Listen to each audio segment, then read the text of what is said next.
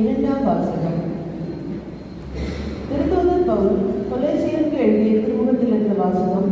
அதிகாரம் 3, திருவார்த்தைகள் 12 முதல் 21 வரை. சகோதர சகோதரிகளே, நீங்கள் கடவுளால் தேர்ந்து கொள்ளப்பட்டவர்கள், அவரது அன்புக்குரிய இறைமக்கள். எனவே அவருக்கு இசைய பரிவு, இரக்கம், நல்லெண்ணம், மனத்தாழ்மை, கனிவு, பொறுமை ஆகிய பண்புகளால் உங்களை அணி செய்யுங்கள். ஒருவரை ஒருவர் பொறுத்து கொள்ளுங்கள். ஒருவரை பற்றி ஒருவருக்கு ஏதாவது முறையீடு இருந்தால் மன்னியுங்கள். ஆண்டவர் உங்களை மன்னித்தது போல நீங்களும் மன்னிக்க வேண்டும். இவை அனைத்துக்கும் மேலாக அன்பையே கொண்டிருங்கள். அதுவே இவை அனைத்தையும் பிணைத்து நிறைவு பெற செய்யும். கிறிஸ்து அருளும் அமைதி உங்கள் உள்ளங்களை வெளிப்படுத்துவதாக.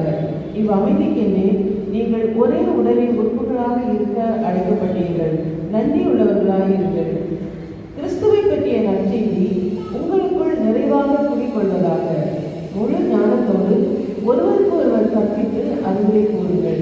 திருப்பாடல்களையும் புகழ்பாக்களையும் ஆவிக்குரிய பாடல்களையும் நன்றியோடு உளமாற பாடி கடவுளை போற்றுங்கள்.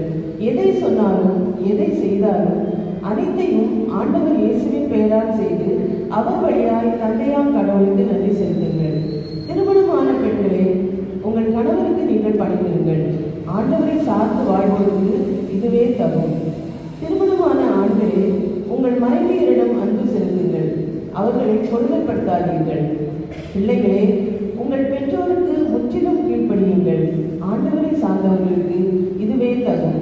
பெற்றோர்களே, உங்கள் பிள்ளைகளுக்கு எரிச்சல் மூட்டாதீர்கள். அப்படி செய்தால் அவர்கள் மனம் தளர்ந்து போவார்கள். ஆண்டவரின் அருள்வாக்கு.